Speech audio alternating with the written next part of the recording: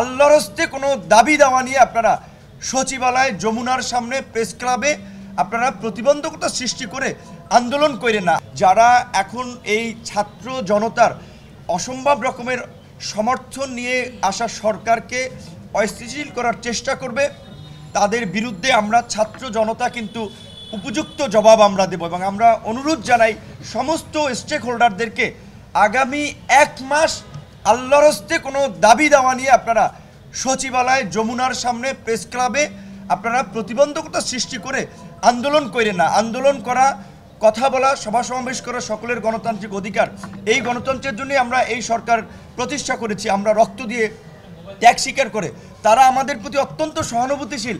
তারা কোনো পলিটিক্যাল সরকার না, তারা একেবারেই জনগণের চাহিদার আলোকে জনগণের চিন্তা ভাবনার বাস্তবায়নে কাজ করবে। কিন্তু তাদেরকে একটু সময় দিন, স্থিতিশীল হওয়ার জন্য সময় দিন। আজকে ঢাকা মেডিকেলের পরিচালক মহোদয় আমরা প্রথম দিন 6 তারিখ এসেছি অত্যন্ত আন্তরিকতার সাথে, সেদিনও বলেছিলেন, আজকেও বলেছিলেন, এই যে হসপিটালে যদি একটা বিশাল ক্রাউড করা হয় তাদের চিকিৎসা দিতে বেগ পেতে হচ্ছে এবং অনেকে কারণে অকারণে অনেক ডাক্তারকে আবার হেনস্থা করছে। এটি কিন্তু কোনোভাবেই কাম্য নয়।